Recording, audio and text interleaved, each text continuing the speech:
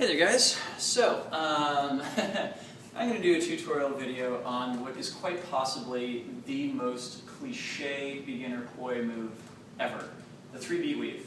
I normally avoid teaching it to beginners if for no other reason than A, I feel like it's been done to death, and also because it is one of those moves that I really feel like it is a very cruel joke that we perpetrate on beginner poi spinners. The reason being that it's actually a very, very complex motion.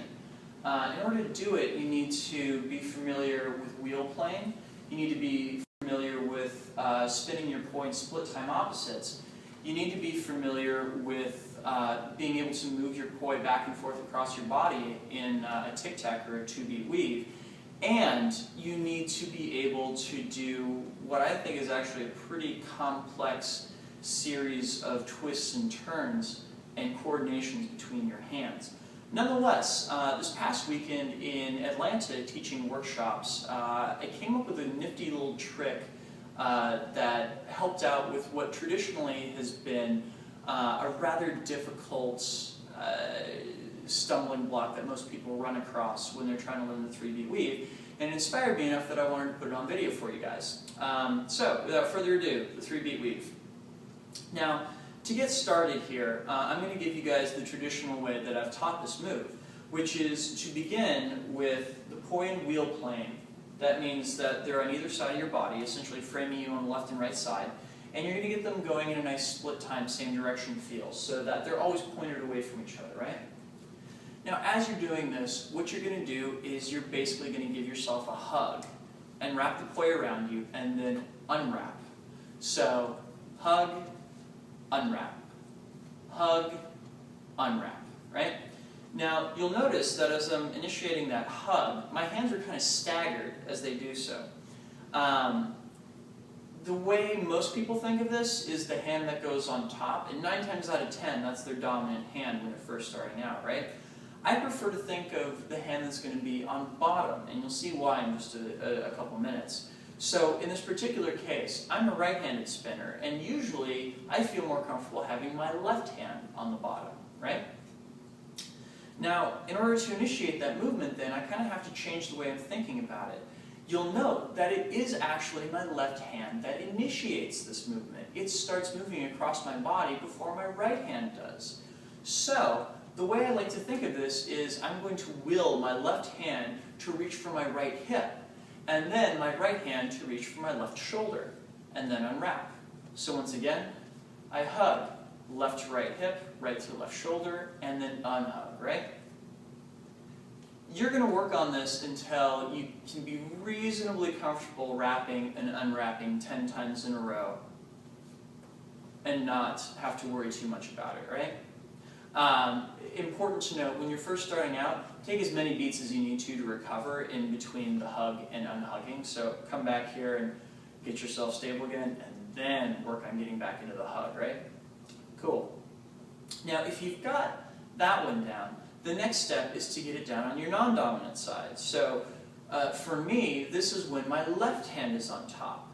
And this is why it's handy to think about the hand that's going to be on bottom, because 9 times out of 10, when I see somebody start to do this on their non-dominant side, they're thinking, okay, well, non-dominant, in my case it's my left, is going to be on top, so I'm going to reach my left hand over, and oh, what just happened? Well, what just happened was you were thinking so much about what your non-dominant hand was doing that you forgot to make your dominant hand move. And this is the real trick, because now the dominant hand has to move first. So now I'm thinking right hand is going to touch left hip. And sometimes the left hand will just automatically kick in. And sometimes you actually physically need to make that thought of, okay, now left hand is going to reach for the right shoulder. You're going to hug yourself and then unwrap. You're going to hug yourself and unwrap, right? And once again, you're going to get it to the point where you can just go straight back and forth. Both of these movements, whether it's the left hand underneath or whether it's the right hand underneath, are referred to as a 2-beat weave. And you'll note that whenever I do a 2-beat weave, I always have the same hand on top and always have the same hand on bottom. The difference between a 2-beat and a 3-beat is we switch this up such that we switch which hand is on top. You'll also note that now I'm doing the 3-beat weave, I always have a hand crossed over to the opposite side of my body. The other hand is inevitably reaching around over it, right? So it's a little bit like that game you played when you were little kids where you were trying to get your hands on top and you pull them out from bottom and constantly trying to work your way up, right? Cool. So it's to get there, you're going to want to be able to get it so that you can do left hand under, recover, right hand under, recover, left hand under, recover, right hand under, recover. And when you're starting out, take as many beats as you need to recover in between each cross. But you want to eventually be able to get it to the point where you can do a single beat in between each one, right?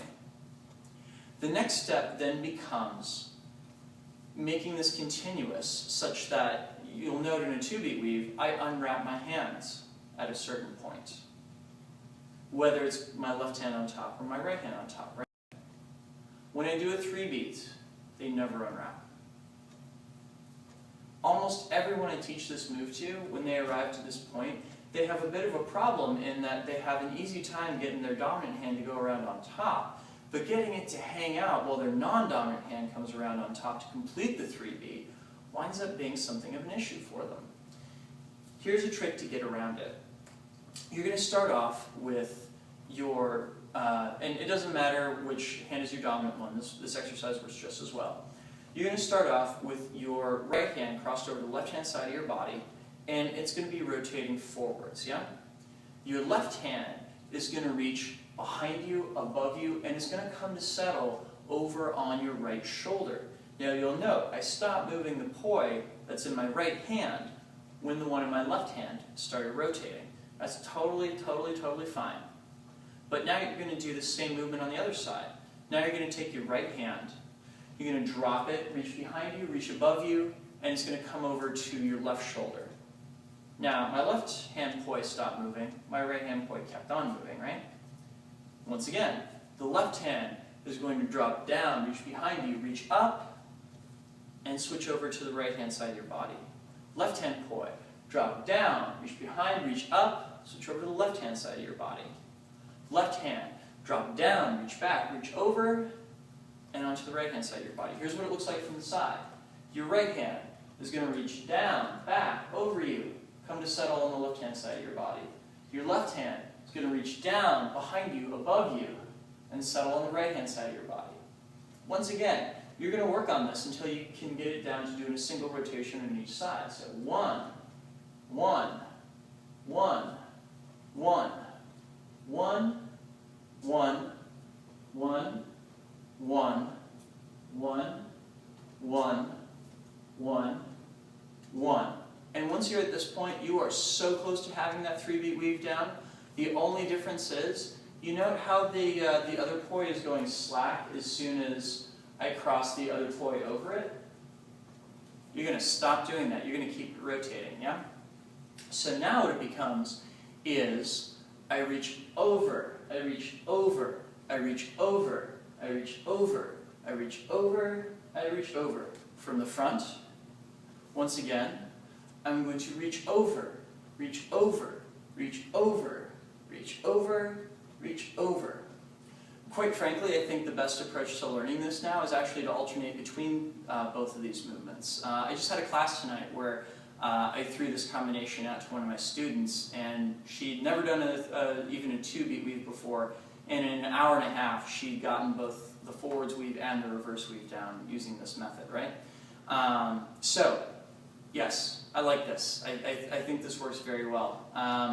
Practice it yourselves, give me feedback. Tell me if this worked for you, because if this method is a winner, I definitely want to keep pushing it out there. So, thank you guys for watching, and please send me suggestions on what to do the next series on, which will start next Friday. And yeah, I will see you guys then. Thank you so much for watching. Have a great weekend. Peace.